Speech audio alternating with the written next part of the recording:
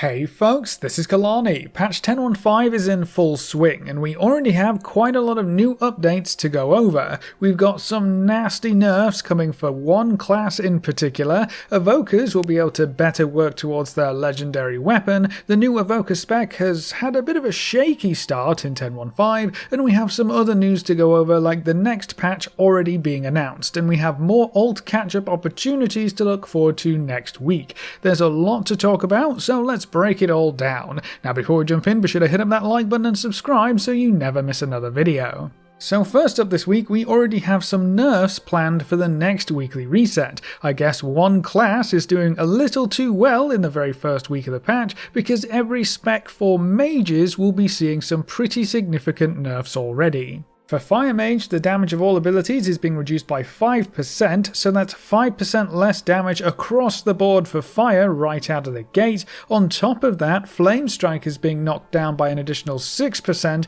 and it will deal reduced damage beyond 8 targets, and Flame Patch is going to see the same nerfs right there. That's going to drastically reduce the AoE potential of Fire Mages, which is what they were really excelling at. Take that away, and Fire Mage might just lose their high-end Mythic Plus spot. Now we are going to have to wait and see how the dust settles next week with these nerfs, but on top of those changes, Sun King's Blessing was also nerfed slightly down to 260% from 275%, so it's not looking great for fire going into the second week of 10.15. Frost Mages don't seem quite as bad, at least they don't have an all abilities nerf right now, but Frozen Orb damage will be taken down by 5%, Blizzard damage is getting nerfed by 4%, Comet Storm will see a 5% nerf, and then Sub-Zero damage to rooted or frozen targets is being reduced to 5% and 10%, so quite a few nerfs for their AoE potential specifically. And then Arcane doesn't fully escape the balance changes, but there are some buffs in here as well as nerfs. So Arcane Barrage damage is being increased by 3%, that's nice, but Resonance damage per target hit is being reduced down to 10% from 12%, Arcane Explosion is also going to see a 6% damage reduction, and Arcane Orb is getting knocked down by 8%. So a little buff, but probably not enough to offset those larger nerfs, but then again, I guess it's better than nothing. That's actually the only class seeing some changes going into next week so far, but we might see some more tuning changes with the weekly reset, and I would expect to see more as the weeks go by. Patch 10.17 is also up on the PTR, so we'll probably see even more future class changes and reworks pop up there with every PTR build. Moving on, this week also introduced something that should make a lot of Evokers very happy. Up until now, getting the special Evoker Legendary quest item from the last boss in the Avarice raid was all luck and RNG. You either got it or you didn't, and nothing you could do would really improve your odds or chances going forward. Well, that just changed with the release of 10.15. Now there's going to be bad luck protection added in for the Evoker Legendary quest drop. The way this works is pretty simple. Every time you kill Sarkareth and do not get your legendary item, your chance to get your legendary on future kills increases. By the sounds of things, you get more bad luck protection and therefore an increased future chance the higher the difficulty you kill the boss on, so killing the boss on Mythic will give you more bad luck protection when compared to killing the boss on Heroic. That means you should try and kill the boss on the highest difficulty possible for you, because not only will that give you the highest chance of actually seeing the legendary, but if you don't get the drop, you're also then going to get the most bad luck protection for your future drop chances.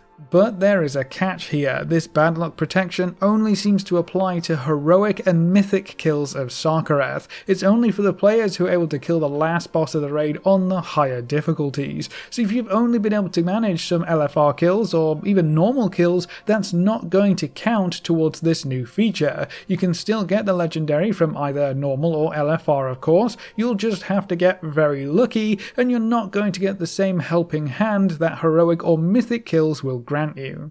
The last very important point we have here is that the bad luck protection is not retroactive, so it doesn't matter how many kills you managed to squeeze in before the patch went live, only kills from here on out matter. The dev team did specify that the bad luck protection does ramp up quite quickly though, faster than it would have if we did have bad luck protection from the start, so I guess as long as you keep killing Sarkareth on heroic or above, you should see the Evoker Legendary sometime before the next patch, or in the very least before the next season. You'll still have to keep your fingers crossed when you're looting that box though. Now, speaking of evokers, their new spec Augmentation has had a bit of a rocky start this week. That's mainly because this specialization doesn't work like any other DPS in the game. They don't just deal damage, they massively increase the potential of their allies at the same time. The Ebb and Might buff alone is a huge primary stat buff for everyone, which increases your entire group's damage just for having the Augmentation Evoker in your group. But I've seen a lot of comments and memes and posts about Augmentation Evokers getting kicked from dungeon or raid groups because their DPS is too low. This is really sad to see because it's just a complete misunderstanding of how the spec actually works and contributes to your group. Your damage meters in-game currently do not track what an Augmentation Evoker actually does. Now, thankfully, tools like Warcraft Logs do better track the actual contributions of an Augmentation Evoker, but it's still not perfect, and no one is going to check logs for a casual dungeon run just to prove that an Augmentation Evoker is not totally getting carried. The hilarious thing about all of this to me is that Augmentation is actually doing pretty well for themselves. They're a bit on the lower side for raid right now, but that's partly because their full contributions just cannot be tracked. They have problems with pet classes, and their damage kind of depends on other players at the same time, so balancing this spec is going to be a nightmare for sure, but there's still a good addition to any raid composition due to the utility they offer, while also contributing a significant throughput increase.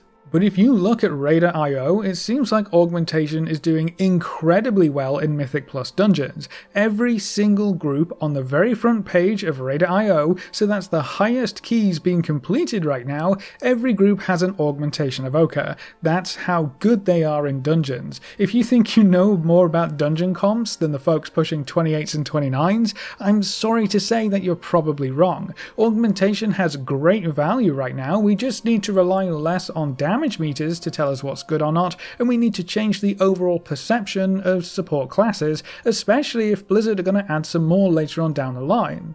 So try to be understanding of any Augmentation Evokers you run across in 10.1.5 in whatever content you're doing. It's a new spec, folks are still learning it, and you can't really measure their performance in the typical kinds of ways. Damage meters especially are a really bad metric, so as long as the run is going smoothly, it doesn't really matter that the Augmentation Evoker looks to be below the tank on DPS, because in reality they're hopefully doing so much more. Moving on, another update coming our way with the next weekly reset is the addition of some catch-up gear vendors. The Conquest cap is being removed and will have both PvP and PvE gear boxes that we can purchase. The Conquest boxes will offer item level 408 gear, and these boxes will cost you 375 Conquest each. You will also need to be at Challenger 1 or higher in Season 2 to be able to buy these boxes of loot. For the PvE side of things, you'll be able to buy boxes from Spin Sower in Zaralek Cavern. They'll have item level 398 gear inside of them, cost you 250 Flight Stones each, and require you to have at least 1000 Mythic Plus rating. The requirements are a bit odd on these boxes, but I have to assume then that they will also be BOA and tradable to and usable on your alts. That's the only way this really makes sense, so these should be great for getting any alts geared up super quickly, though I'm not too sure how much you'd want to invest into that right now with the updates coming through in 10.1.7, more on that in just a moment. These boxes could have another interesting use though, with the most probably dropping items directly from either PvP or dungeon loot tables respectively. That means you can potentially use them to collect pieces of gear to use in the Revival Catalyst. Getting lower item level gear is kind of annoying if you're looking to farm specific appearances or transmog unlocks via the Revival Catalyst feature. If you want the normal or LFR versions, you need to get pretty low item level pieces of gear that can also be used in the Catalyst, which typically means you'd have to run lower tiers of either the raid or Mythic Plus dungeons. So these boxes would give you another option. Just buy a box, hope for the piece you need, pop it in the Catalyst, and you're good to go. It's already at that lower item level, so you wouldn't really need to do anything below what you currently run. It just increases the chances of getting the items that you need, especially if you want them at that lower item level to get LFR or normal raid appearances. So there's a few different reasons you might be interested in these boxes, and just so there's no confusion, these boxes should become available to purchase after the weekly reset, so they aren't in the game just yet.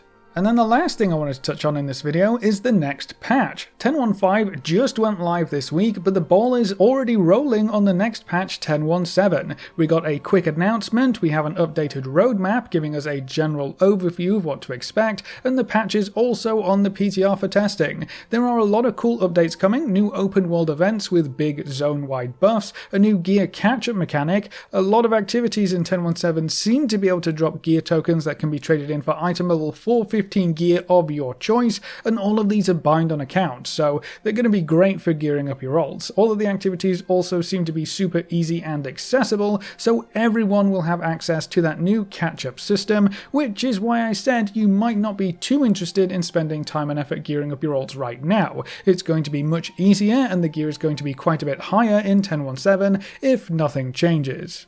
There are also a whole bunch of new customization options coming, including red Draenei skin colours, which look amazing, Night Elf and Forsaken heritage armors, which also look amazing. The Night Elves are also getting new body tattoos, there are new skin colours for the Forsaken, and a whole bunch of new armor and weapon models being data mined, and that's just for the first PTR build. We have new holiday updates, special new storylines, and a bunch of other goodies coming our way. If you want to dig a bit deeper into the major features coming in 10.17, I'll give you a link in the comments section below to a video we just put up that goes over the patch in more detail. But that's all the updates we have for this week, so that's it for this video. How do you feel about the Evoker legendary bad luck protection only working for heroic or higher kills of Sarkareth? What has your experience been so far with the new augmentation spec? And do you think 10.17 testing starting this week is too soon? Leave all your thoughts in the comment section below. A big thank you to all of our supporters over on Patreon and to all of our members here on YouTube. You can see the names floating by on screen. If you'd like to add your name to the end of every video with a special shout out at the start of the next video, you can find links in the description of the Patreon or click the join button just below this video. And if you want to see more videos like this, make sure to subscribe and ring that notification bell so you never miss another video. Thanks for watching folks, good luck and have fun, and as always I will see you next time.